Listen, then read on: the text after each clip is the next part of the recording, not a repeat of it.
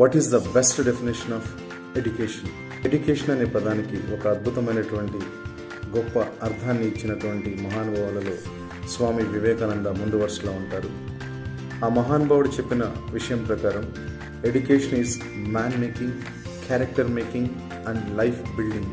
Education is the manifestation of divine power existing in the men and women.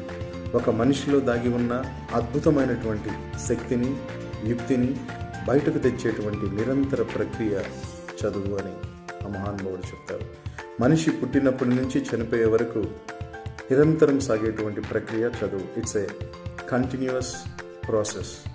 Life long education is the only one education which makes us more enlightened in our lifes.